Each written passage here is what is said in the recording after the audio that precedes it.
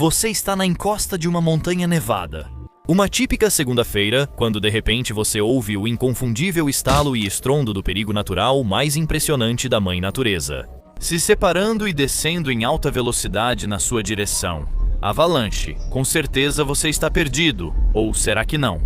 O que ocorre ao ser pego por uma avalanche? Como aumentar suas chances de sobreviver? Antes de ser desencadeada, durante o rio de neve e após a estabilização da cascata, vamos entender a ciência das avalanches. Sou o Stu e bem-vindo ao Desmascarado. Para aumentar as chances de sobreviver a uma avalanche, precisamos entender como elas se formam. Embora o conceito seja simples, as características de uma avalanche variam bastante.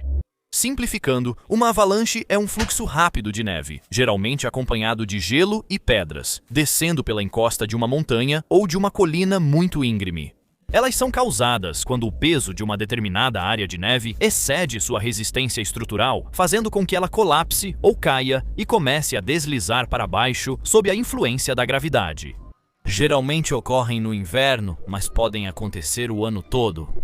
Geralmente causadas pelo peso da neve nova após tempestades, as avalanches também podem ser provocadas pelo derretimento do manto de neve devido à radiação solar. Apesar de muitas avalanches serem naturais, também podem ser causadas por animais e humanos. Na maioria dos casos, avalanches envolvendo humanos em ambientes recreativos são causadas pelas próprias vítimas ou por seus acompanhantes. Isso ocorre quando essas pessoas deixam as pistas principais de esqui e trilhas de caminhada. Mas às vezes, explosões controladas são usadas para provocar deliberadamente pequenas avalanches antes que a neve possa se acumular a níveis perigosos. Em geral, as avalanches ocorrem de duas formas ou pela combinação delas. A primeira é a avalanche de neve solta, ou SLAV, que é causada quando a neve solta no manto começa a deslizar, cresce em tamanho e intensidade ao acumular mais neve pelo caminho. Esses deslizamentos de neve costumam ser menores e têm menos chance de te enterrar, embora possam te derrubar, pois a neve é depositada de forma intermitente por tempestades e pelo vento. O manto de neve se forma por camadas comprimidas, ficando mais denso conforme a neve se acumula. Se uma camada de gelo ou geada se formar antes da queda de neve nova, isso pode impedir que o manto de neve acima e abaixo se unam adequadamente. Neste ponto, o atrito entre essas duas camadas é suficiente para resistir à força da gravidade, e as camadas permanecem no lugar até que uma força suficiente quebre a ligação e supere o atrito entre essas duas camadas. Se um esquiador cruzar ou um caminhante pisar na placa, toda a camada de neve acima pode se soltar de uma vez. Isso é conhecido como avalanche de placa e, em sua maior intensidade, pode fazer com que vários milhares de metros cúbicos de neve comecem a se mover quase simultaneamente.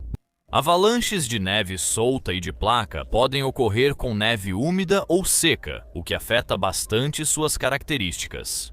A neve das avalanches úmidas se agrupa, tornando-as mais pesadas, estreitas, densas e lentas, geralmente a cerca de 30 km por hora. Avalanches secas têm densidade e atrito bem menores, descendo rapidamente as encostas das montanhas. Velocidades médias de até 130 km por hora, ou 55 a 80 mph, são comuns, e algumas avalanches muito rápidas vão muito além disso, certo? A neve fofa cria ventos fortes, movendo a nuvem de neve como um furacão. Algumas já atingiram mais de 100 km por hora. Outros fatores, como o ângulo em que caem, também afetam sua velocidade. A maioria das avalanches ocorre em encostas entre 30 e 45 graus, justamente a inclinação ideal para esquiar e praticar snowboard. Como dissemos, não só esquiadores no inverno correm risco de provocar avalanches. O Monte Rainier tem risco de avalanche, principalmente em duas épocas do ano. Uma delas é o inverno, como agora. Depois chega a segunda temporada, quando nossos alpinistas sobem em massa à parte alta da montanha.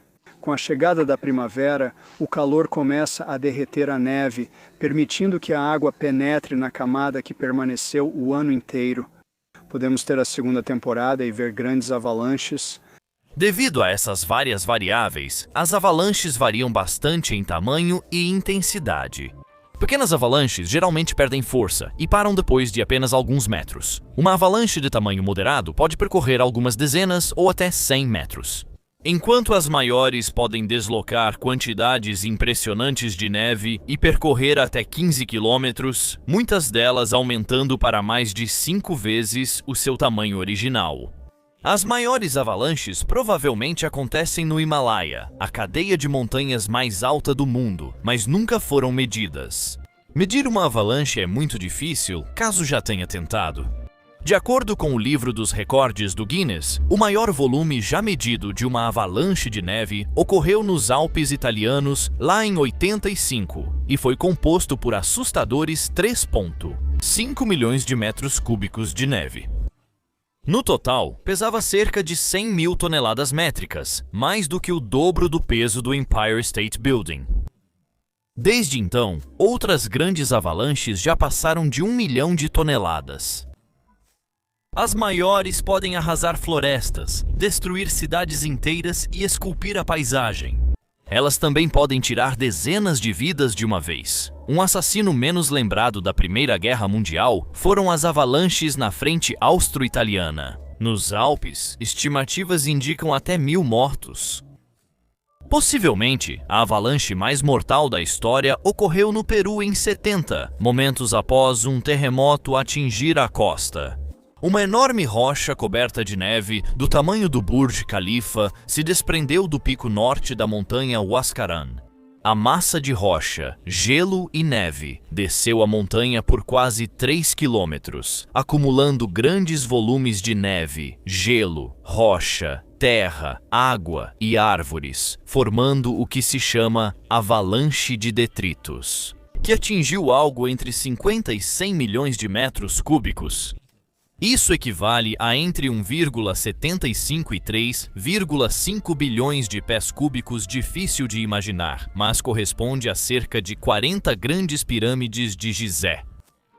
A avalanche alcançou 135 km/h ou 270 mph em menos de 2 minutos após o terremoto. Ela destruiu completamente as cidades de Yungay e Hanhaerka, resultando na perda de cerca de 6 mil vidas. Aqui já existiu uma cidade inteira. Como você deve imaginar, avalanches são uma força devastadora da natureza. Todos os anos, elas tiram a vida de 150 a 500 pessoas. Embora todos os tipos possam ser muito perigosos. Avalanches de laje seca, formadas por neve seca e que desprendem uma camada inteira, causam grande parte das mortes por avalanches.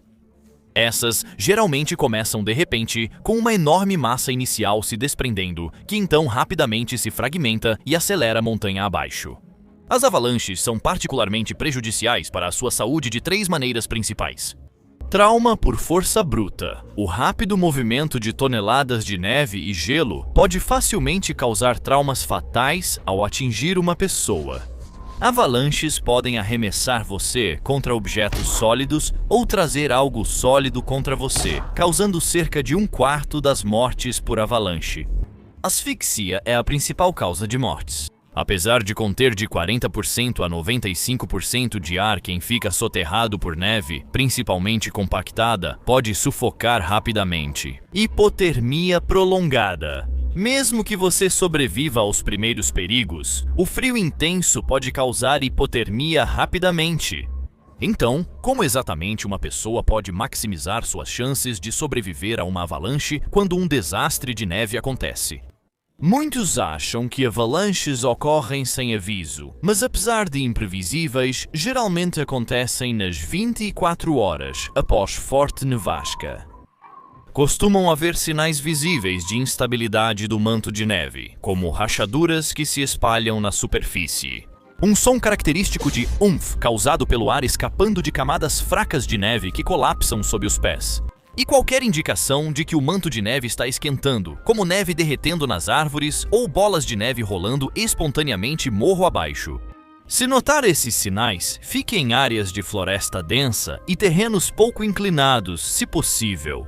Sob certas condições, avalanches podem ocorrer em encostas com menos de 30 graus e menos neve pode ser mais perigosa que mais neve. Isso ocorre porque uma camada fina de neve pode enfraquecer conforme o vapor d'água evapora, deixando partículas multifacetadas que não se unem bem, formando camadas de neve frágeis e fáceis de desmanchar. Avalanches são mais comuns em áreas sombreadas da montanha. O derretimento diário e o recongelamento noturno nas encostas ensolaradas das montanhas podem aumentar a resistência à tração do manto de neve. Um erro comum é achar que trilhas em uma encosta indicam segurança. O fato de alguém ter passado por ali sem provocar uma avalanche não significa que você também conseguirá.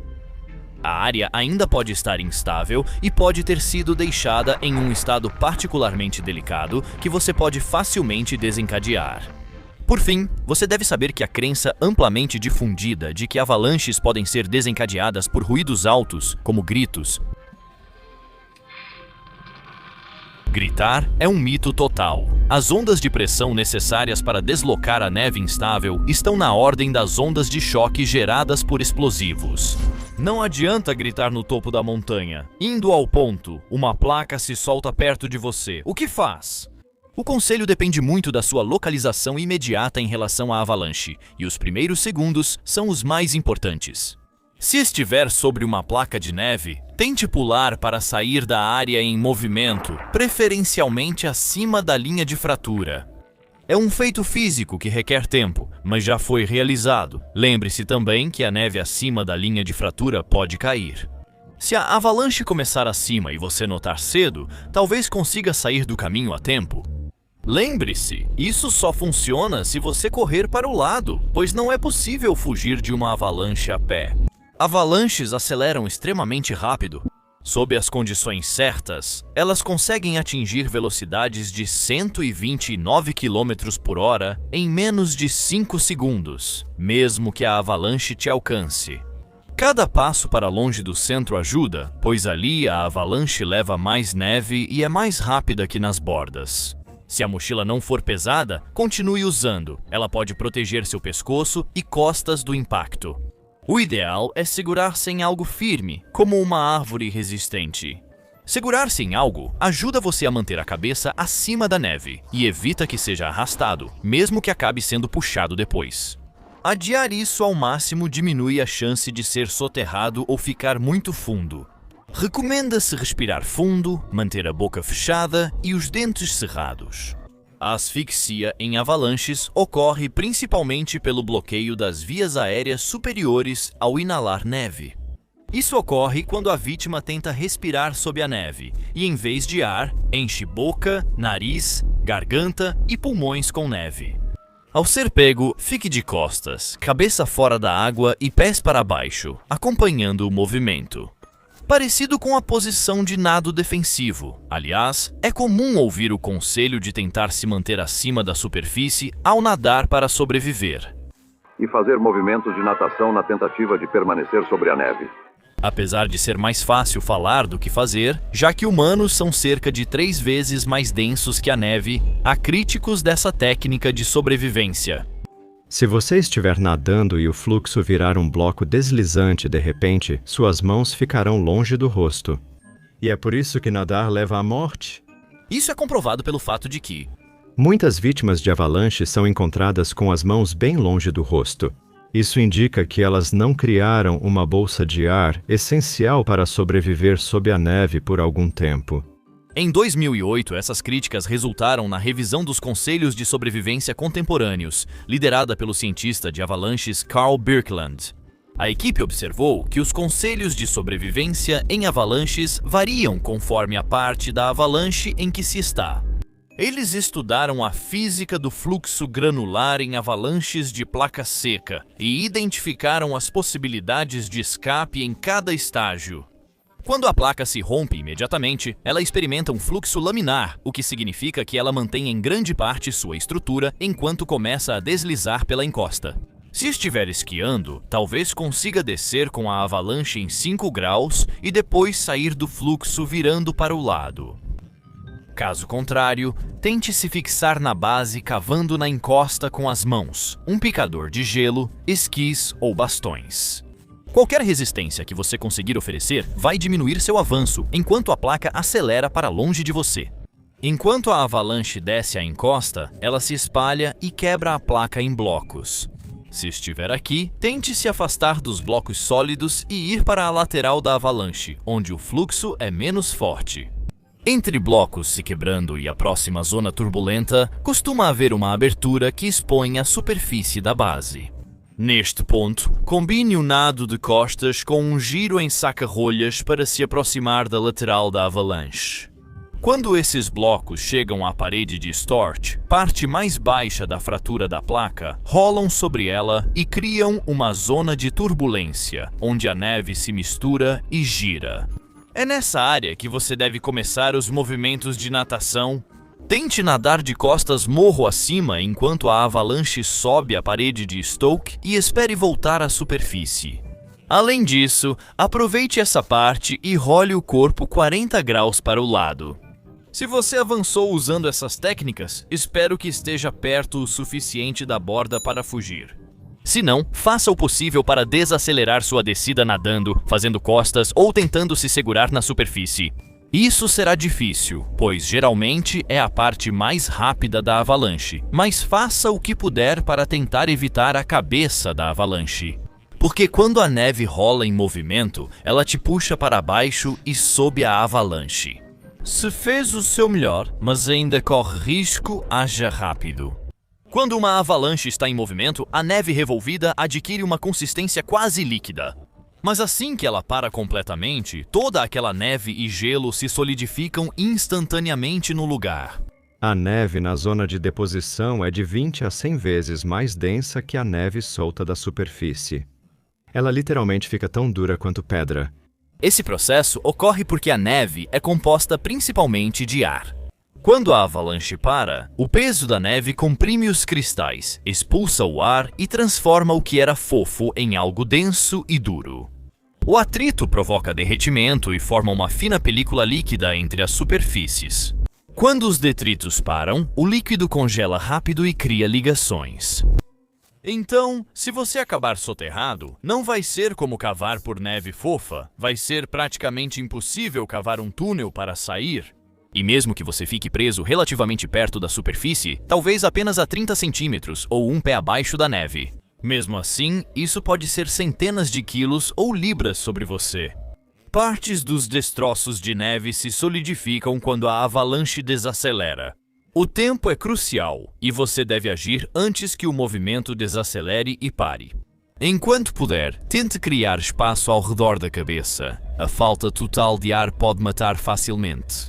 Um dos principais motivos das vítimas de avalanche sufocarem é o acúmulo de dióxido de carbono na neve próxima à boca. Então, garantir que haja uma cavidade ao redor da sua cabeça pode salvar sua vida. Se puder, empurre o braço para cima enquanto a neve se move e, antes de parar, respire fundo e segure o ar para a neve assentar. Quando seu peito estiver totalmente expandido, isso vai te dar espaço para respirar fisicamente enquanto estiver debaixo da neve. Uma técnica indicada pelo painel de especialistas da WMS é alcançar o rosto com um braço e, em seguida, colocar a dobra do cotovelo sobre a boca. Esse método reduz a inalação de neve dos detritos em movimento e protege contra traumas faciais. Criar uma bolsa de ar após os detritos pararem. Embora existam casos registrados de vítimas que conseguiram se desenterrar de uma avalanche, os exemplos envolvem o sobrevivente ficando muito próximo da superfície ou estando apenas parcialmente soterrado. Como neste relatório de 1024, apesar de o rosto e a cabeça do esquiador, não identificado, estarem enterrados 15 centímetros, ele manteve os braços para fora e conseguiu se desenterrar. Em 1018, uma alpinista conseguiu raspar o gelo da boca e liberar as vias respiratórias com um braço acima da neve. Lutou 30 minutos para ativar o rastreador e mais 45 minutos cavando para sair. Ela sobreviveu, mas 2 do grupo ficaram mais soterrados e não resistiram. Quando você está enterrado mais fundo, é quase impossível sair sozinho. Então, depende dos outros. O próximo momento é crucial.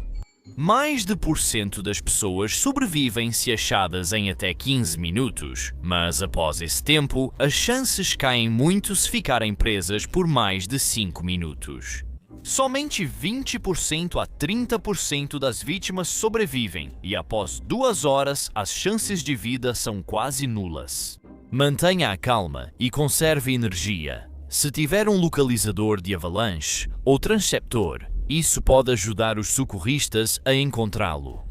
Grite por ajuda e tente se mexer e se movimentar, mas não se esgote nem coloque em risco seu suprimento de ar. A ajuda deve chegar em breve, mas não presuma que os outros saibam o que fazer nessa situação. O mais importante é garantir que você e seu grupo saibam como agir em caso de avalanche e salvar vidas. Claro, a melhor proteção é estar preparado desde o início, e há um monte de equipamentos indispensáveis que você sempre deve levar com você para as pistas. Transmissor de avalanche. Este é um transceptor eletrônico de localização que é absolutamente essencial nas pistas, auxiliando nos esforços de resgate. Após uma avalanche, os transmissores são ativados no início do dia e enviam continuamente seu sinal de localização. Os socorristas ajustam os transmissores para a recepção, identificando rapidamente a localização exata de vítimas soterradas.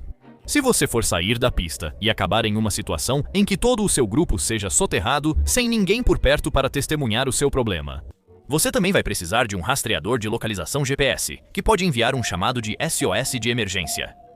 Mochila de avalanche. Possui um airbag que infla uma almofada de ar ao redor da cabeça, pescoço e parte superior das costas. Isso reduz sua densidade total e permite que você praticamente flutue na superfície da avalanche.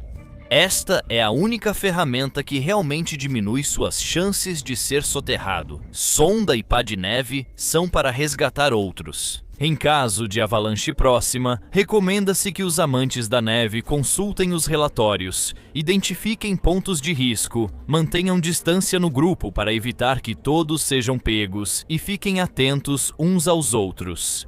Assim, é possível saber onde a pessoa está antes de ser soterrada. Experimente um dos outros vídeos que estão aparecendo na tela agora. Obrigado por assistir, até a próxima!